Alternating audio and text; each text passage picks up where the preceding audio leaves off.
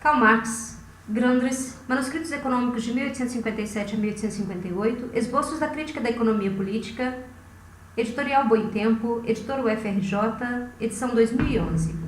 Terceiro capítulo do Capital, continuação. Terceira seção, o capital que gera frutos, juro, lucro, custos de produção e etc. Item miscelânea, quinto vídeo, páginas 750 a 759, último vídeo desse item. Citação.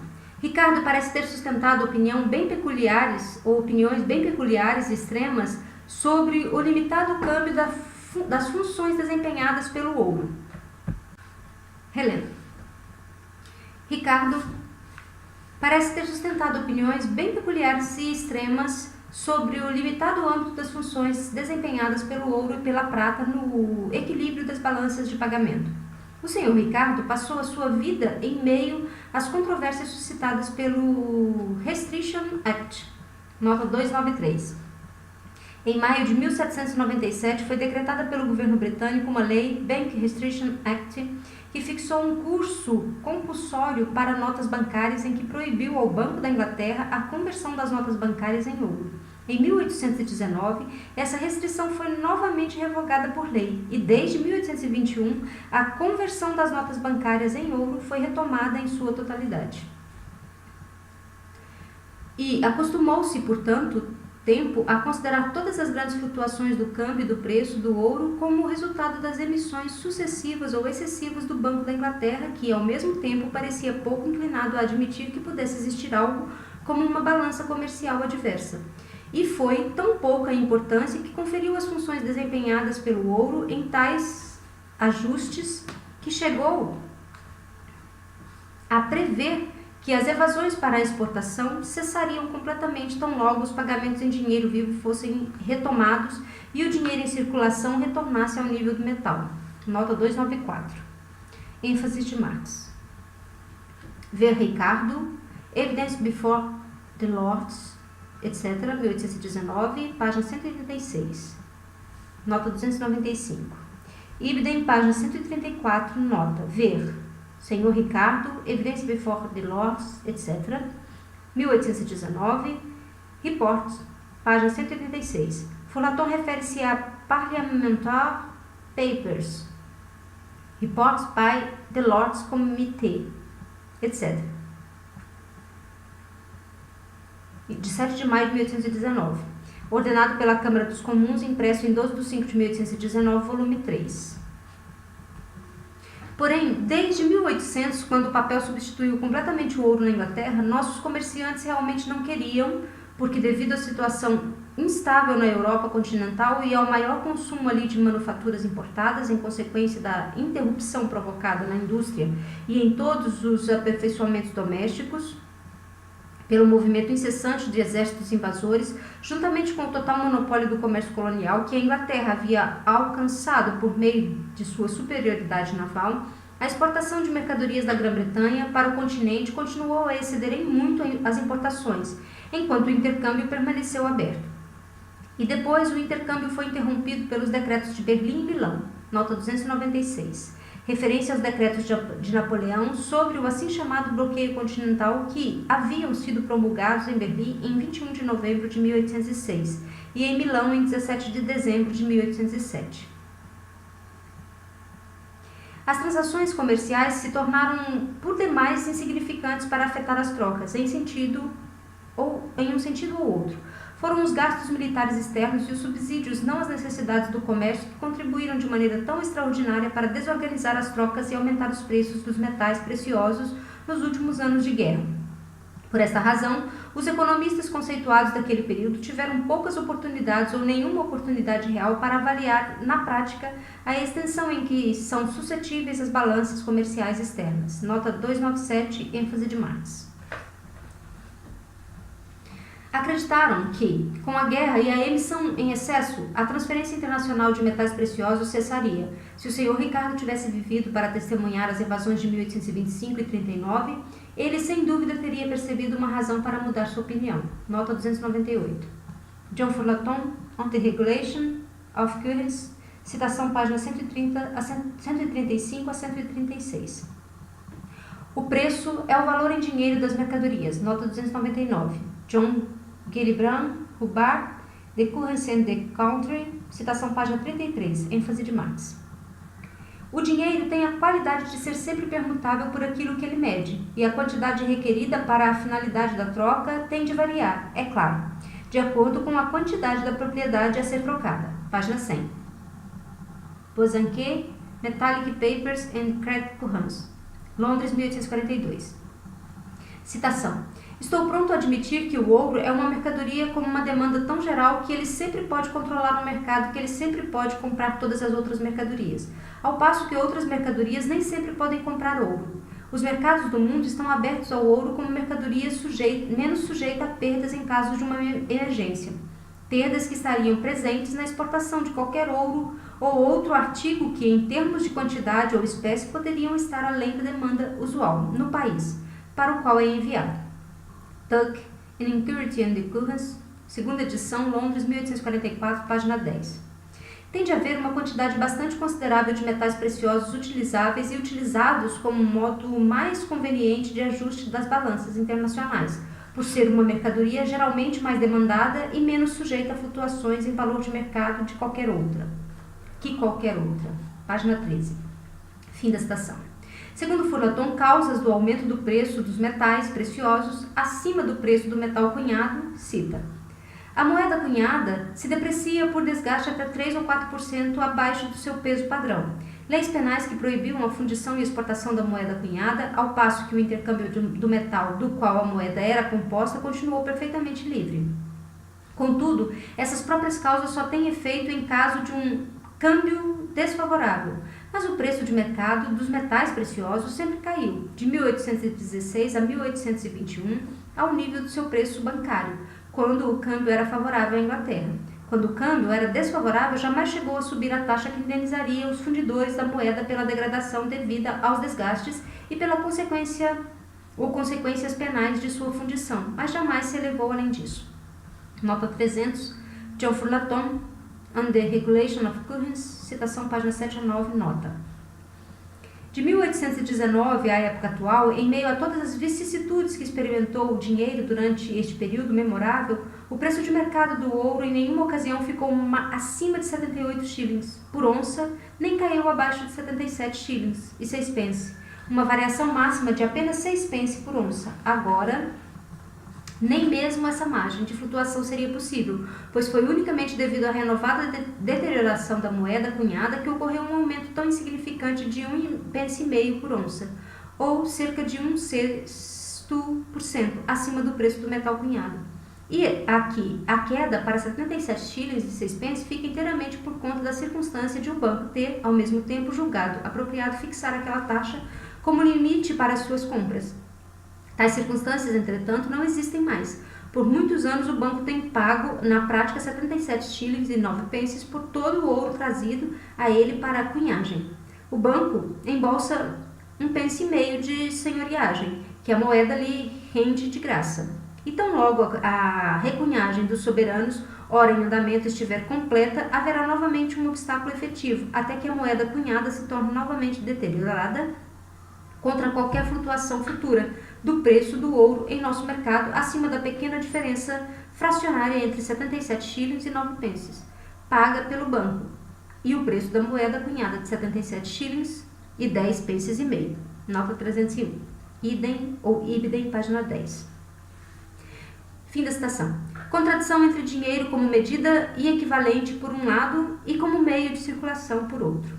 Neste último abrasão, perda de peso metálico. Garnier já comenta que se um escudo, algo desgastado, fosse considerado valer um pouco menos que o completamente novo, a circulação ficaria constantemente inibida, a cada pagamento daria lugar a disputas.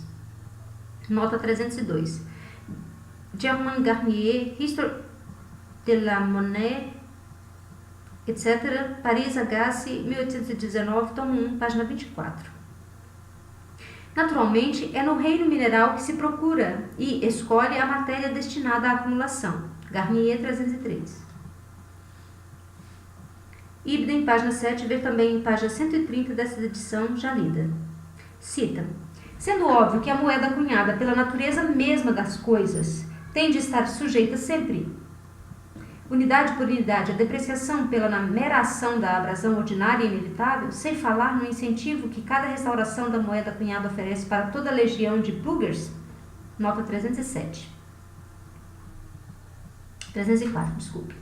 do inglês plugged money, dinheiro de prata furado e preenchido novamente com chumbo e outros metais não preciosos. E sweaters, nota 305, do inglês to sweat coins, desgastar peças de ouro sacudindo-as, por exemplo, em uma bolsa de ouro.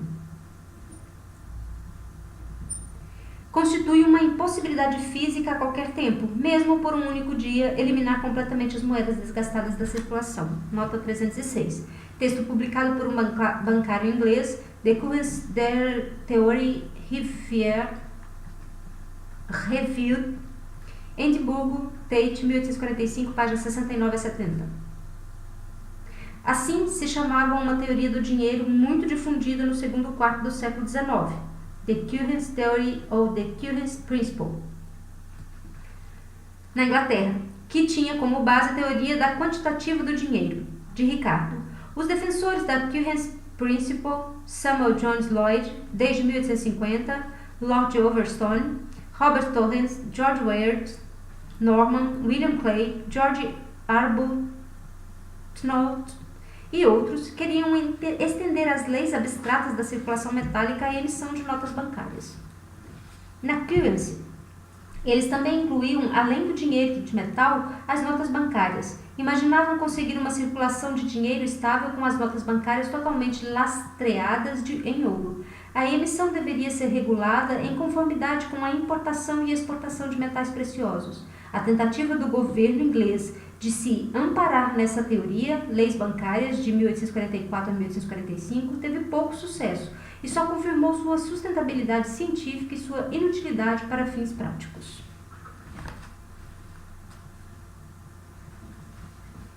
Isso foi escrito em dezembro de 1844, em uma carta do Times, comentando os desdobramentos das declarações oficiais, então recentes, a respeito das moedas de ouro desgastadas em circulação. Daí a dificuldade: se a moeda de ouro desgastada é recusada, todo o padrão se tornaria incerto. Se ela é aceita, abre-se a porta para a fraude e o resultado é o mesmo. Por essa razão, com respeito às declarações acima mencionadas, consta o seguinte, cita: o seu efeito foi virtualmente o de denunciar a totalidade da moeda de ouro em circulação como meio inseguro e ilegal para transações monetárias. Páginas 68 e 69, conforme já citado. Pela lei inglesa, quando um soberano de ouro tiver 0,774 grãos a menos de peso, ele não deve continuar em circulação. Não há nenhuma lei semelhante para o dinheiro de prata. Página 54, Morrison, Observation on the System of Metallic, Londres, 1837. A afirmação do pessoal de Currency Principle, nota 307. Os defensores da Currency Theory, ver nota 306 já lida, de que o valor do dinheiro em circulação depende de sua quantidade, nota 308, em seu livro On the Regulations of Currency, página 13, Geoffrey Laton formula que, com essas palavras, uma das principais teses dos representantes da Currency Theory, ênfase de Marx. Se o valor do dinheiro em circulação é dado, bem como, de outro lado, os preços e a massa das transações, da mesma forma, a velocidade da circulação, naturalmente só pode circular uma quantidade determinada. Dados os preços, a massa das transações e a velocidade da circulação, essas quantidades dependem exclusivamente do valor do dinheiro em circulação. Dados esse valor e a velocidade da circulação, a quantidade depende exclusivamente dos preços e da massa das transações. A quantidade encontra-se assim determinada. Em consequência, se circula dinheiro representativo, simples signos de valor. A quantidade dele que pode circular depende do padrão que ele representa. Disso se conclui falsamente que a simples quantidade determina seu valor. Por exemplo, bilhetes representando libras não podem circular na mesma quantidade do que representando shillings. O capital produtor de lucro é o capital real, valor posto simultaneamente como valor que se reproduz e se multiplica, e como pressuposto que permanece igual a si mesmo, que se diferencia de si mesmo como mais valor posto por ele mesmo. O capital produtor de juro, por sua vez, é a forma puramente abstrata do capital produtor de lucro.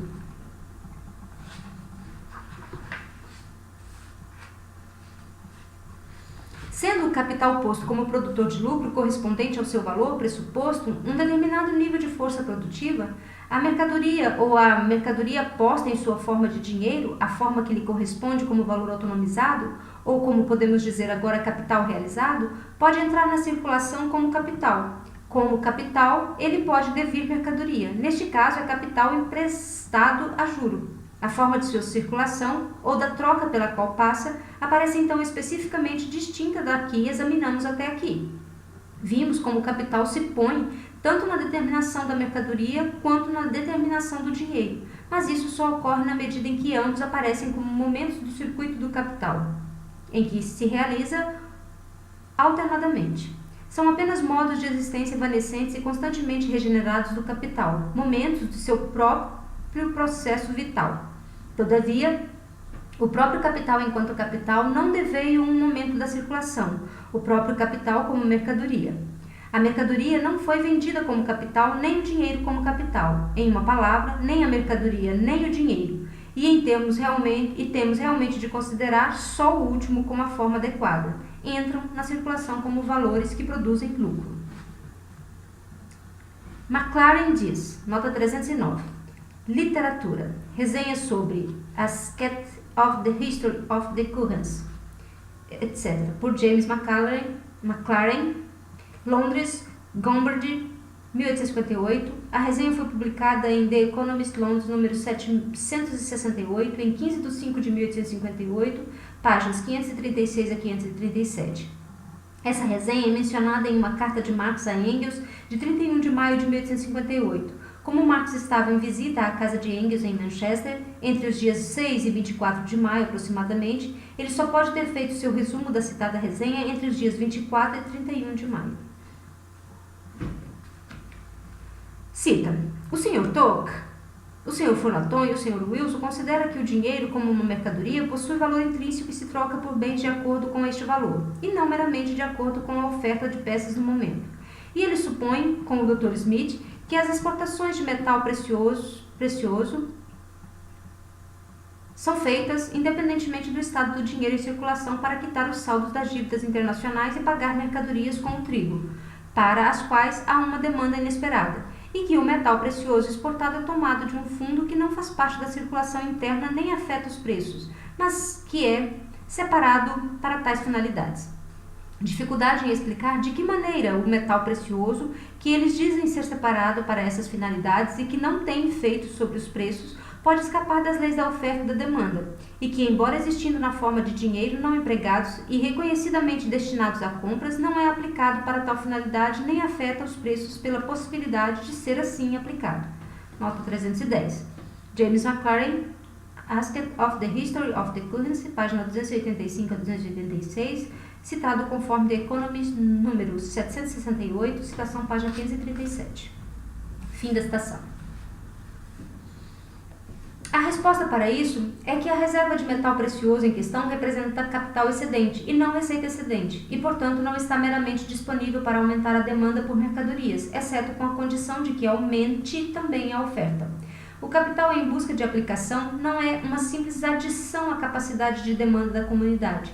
Ele não pode se perder no dinheiro em circulação. Se tende a elevar os preços por uma demanda, ele tende a reduzi-los por outra oferta correspondente.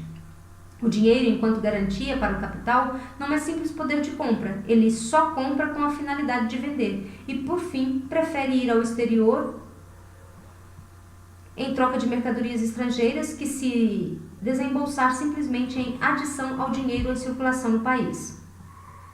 O dinheiro, como uma garantia para o capital, jamais vem ao mercado para ser trocado por mercadorias, porque sua finalidade é produzir mercadorias. É somente o dinheiro que representa consumo, que pode, no fim, afetar os preços. Economist, 15 de maio de 1858. Cita: o Sr. Ricardo afirmou que os preços dependem respectivamente da quantidade relativa do meio de circulação e das mercadorias, que os preços só aumentam por meio da depreciação do dinheiro em circulação, ou seja, em razão de uma abundância excessiva de dinheiro em relação às mercadorias, e que eles caem, seja por causa de uma redução na quantidade de dinheiro em circulação, seja por conta de um aumento relativo no estoque geral de mercadorias que ele faz circular. Todo metal precioso e todas as moedas de ouro no país têm de ser computados de acordo com o senhor Ricardo como dinheiro em circulação, e se eles aumentam, saem sem um aumento correspondente nas mercadorias, o dinheiro em circulação é depreciado e se torna mais lucrativo exportar metal precioso que mercadorias. Por outro lado, se uma má colheita ou qualquer outra calamidade causa uma grande destruição de mercadorias sem qualquer mudança correspondente na quantidade de dinheiro em circulação, este último, cuja quantidade era proporcional ao mercado de mercadorias estimado e não ao mercado subitamente reduzido, torna-se de novo abundante ou depreciado. E sua quantidade tem que ser diminuída pela exportação até que seu valor possa ser restaurado. De acordo com essa visão da circulação que está na base da teoria de Lord Overstone, a oferta de meio de circulação ou de dinheiro em circulação sempre pode ser indefinidamente aumentada em quantidade e diminui em valor de acordo com aquele aumento. E seu valor correto só pode ser restaurado pela exportação da porção superabundante. Por conseguinte, qualquer emissão de papel moeda que possa cobrir o vazio causado pela exportação de metais preciosos e dessa forma prevenir a queda natural dos preços, que certamente acontecia ou aconteceria, é considerada pela escola do Sr. Ricardo como uma interferência nas leis econômicas dos preços e um desvio dos princípios que necessariamente regulariam um dinheiro em circulação puramente metálico. Nota 311. Essas exposições do autor da resenha foram extraídas das páginas 536 do The Economist, número 768, conforme já citado, e elas sintetizam a apresentação feita por Maclaren dos pontos de vista de Ricardo e seus seguidores. Fim da citação. Temos agora o item valor, que vai da página 756 a 757. Retomar esta seção conforme já citado anteriormente, nota 312. Já no capítulo do dinheiro, Marx menciona a seção do valor de troca, ver página 141, já lida. Ou o capítulo que trata do valor de troca enquanto tal, página 150, como componente de sua obra que deveria preceder o capítulo sobre o dinheiro. Posteriormente, Marx intitulou o primeiro capítulo de sua obra de A Mercadoria. A primeira categoria em que se apresenta a riqueza burguesa é a da mercadoria. A própria mercadoria aparece como unidade de duas determinações. Ela é valor de uso, objeto de satisfação de um sistema qualquer de necessidades humanas. Este é seu aspecto material, que pode ser comum às épocas de produção mais díspares e cujo exame, em consequência, situa-se fora do âmbito da economia política. O valor de uso entra na esfera da economia política tão logo é modificado pelas relações de produção modernas ou, por sua vez, intervém modificando-as. O que se costuma dizer sobre isso, em termos gerais e por conveniência, limita-se a lugares comuns que tiveram um valor histórico nos primórdios da ciência, quando as formas sociais da produção burguesa ainda eram penosamente extraídas do material e eram fixadas com grande esforço como objeto autônomo do exame. Na realidade, entretanto, o valor de uso da mercadoria é um pressuposto dado, a base material em que se apresenta uma relação econômica determinada. É essa relação determinada que carimba o valor de uso como mercadoria. O trigo, por exemplo, possui o mesmo valor de uso que seja cultivado por escravos, servos ou trabalhadores livres. Ele não perderia o seu valor de uso nem se caísse do céu, como a neve. Então, como o valor de uso transforma em mercadoria, ou se transforma em mercadoria? Em suporte do valor de troca. Apesar de imediatamente unidos na mercadoria, valor de uso e valor de troca também se direcionam ou dissociam imediatamente. O valor de troca não só não aparece determinado pelo valor de uso, como pelo contrário, a mercadoria só devém mercadoria, só se realiza como valor de troca na medida em que seu possuidor não se relaciona com ela como valor de uso. É unicamente por sua alienação, sua troca por outras mercadorias que ele se apropria de valores de uso. A apropriação pela alienação é a forma fundamental do sistema social da produção, do qual o valor de troca aparece como a expressão mais simples, mais abstrata. O valor de uso da mercadoria é pressuposto, mas não para seu dono, e sim para a sociedade como um todo. Da mesma maneira que uma família de trabalhadores fabris de Manchester, na qual as crianças estão em uma relação de troca com seus pais e pagam-lhes casa e comida, não representa a organização econômica tradicional da família, tampouco o sistema da troca privada, moderna e a economia desenvolvida natural e espontaneamente das sociedades. A troca não começa entre os indivíduos no interior de uma comunidade, mas ali onde as comunidades terminam, em suas fronteiras. No ponto de contato entre diferentes comunidades, a propriedade comum foi redescoberta recentemente como uma curiosidade própria dos eslavos, nota 313. Referência no livro de Augusto Haxthausen, conselheiro do governo prussiano. Na obra escrita após sua viagem pela Rússia nos anos de 1840, o autor descreve o vestígio da propriedade comunal do solo nas relações agrárias da Rússia. Hanover, 1847, tomos 1 e 2, Berlim, 1852, tomo 3. Na realidade, entretanto, a Índia oferece-nos um monstruário das mais variadas formas de tal comunidade econômica, mais ou menos em dissolução, mas ainda inteiramente reconhecíveis, e uma investigação histórica mais profunda reencontra tal comunidade como ponto de partida de todos os povos civilizados. O sistema da produção fundado na troca privada é um primeiro lugar, a dissolução histórica desse comunismo desenvolvido natural e espontaneamente. Contudo, há toda uma série de sistemas econômicos entre o mundo moderno em que o valor de troca domina a produção em toda a sua profundidade e extensão, e as formações sociais cujo fundamento é constituído pela propriedade comunal já dissolvida, sem que, nota 314, o manuscrito é interrompido nesse ponto, infelizmente. Na sequência, o item máquinas de pesar ouro, nota 315. Essas passagens foram extraídas do livro de George Dodge, The Curiosities of Industry, etc. Londres, Routledge e Co., 1854. O livro consiste em 16 ensaios independentes, cada um tendo uma paginação própria. Marx cita 2 ensaios do livro: 4 máquinas de calcular e registrar e 7 ouro, na mina, na casa da moeda e na oficina. A máquina do Sr. Cotton, citação: a mais sensível jamais construída para pesar moeda de ouro, nota 316, item página 20. Adotada pelo Banco da Inglaterra, separa o joio do trigo, nota 317, nota 316 é George Dodge, item 4, máquinas de calcular e registrar, The Curiosity of Industry, etc., citação página 19. E a nota 317, item página 20. Nas transações entre o Banco da Inglaterra e o público, a pesagem de moedas de ouro tem sido o processo mais ansioso e tedioso. Já entre o banco e a Casa da Moeda não é tão minucioso. Para 200 soberanos primeiramente pesados de maneira acurada, todo o resto é pesado em grupos de 200. Concede-se aos funcionários da Casa da Moeda um desvio de 12 grãos em cerca de 50 soberanos, mas geralmente eles trabalham com uma margem de erro de metade dessa quantidade. E se os grupos de soberanos estão corretos dentro dos limites prescritos, nenhuma pesagem mais rigorosa é adotada. Nas transações entre o banco e o público, entretanto, as questões têm de ser tratadas com mais detalhe.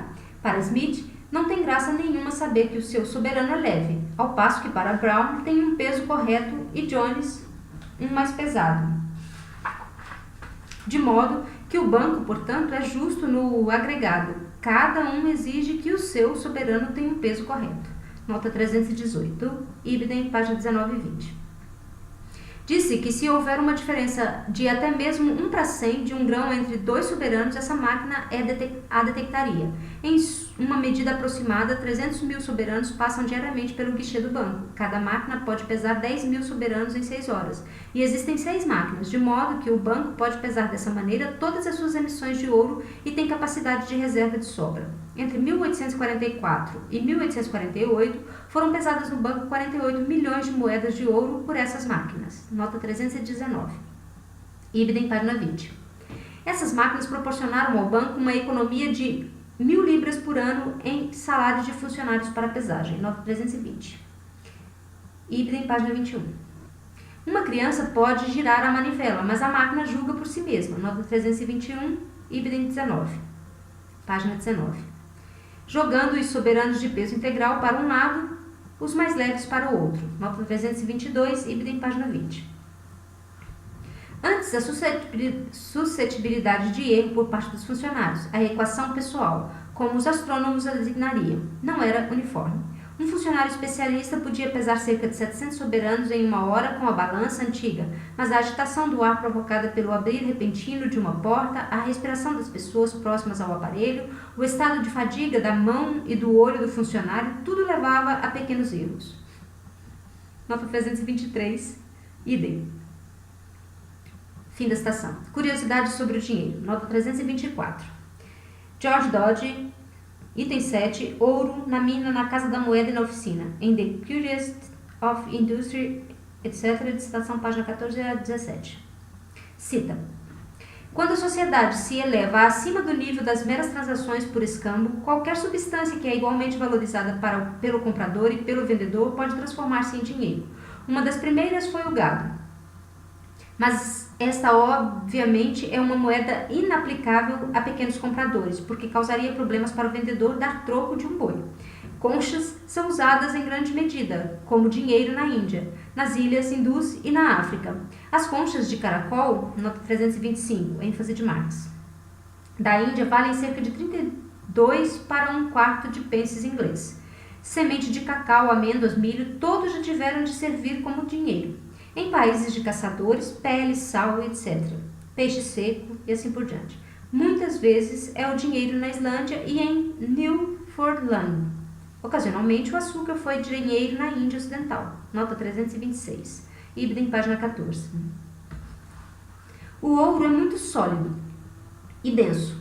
É divisível ou separável em um grau extraordinário, pouquíssimo afetado pelo ar ou pela umidade ou pelo uso ordinário, etc. Sua oferta é muito limitada. Nota 327, idem. Desgaste da moeda de ouro. Nota 328, ênfase de Marx. Pela fricção constante a que é exposta, ninguém sabe dizer para onde vão as partículas gastas. Quando se vão, alguém tem de arcar com prejuízo. Um padeiro que recebe um soberano em um dia e no dia seguinte paga com ele o moleiro, não está pagando de fato o mesmo soberano. É um soberano mais leve que o que recebeu. Nota 329. Ibidem, página 16. De acordo com Jacob, cada moeda de ouro na Inglaterra sofre uma perda anual de cerca de 1 para 900 por fricção, um pouco mais que um quarto de pence por libra. Nas moedas de prata, supõe-se que a perda seja 5 ou 6 vezes maior, devido à circulação mais incessante da prata que do ouro e à menor capacidade do metal de suportar fricção. Nota 330.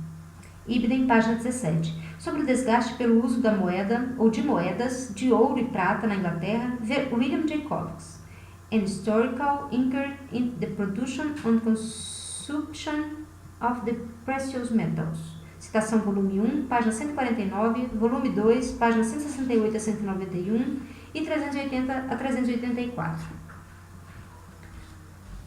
Final do texto. Faremos no próximo vídeo a leitura do índice onomástico de Grundrisse. Obrigada, até lá.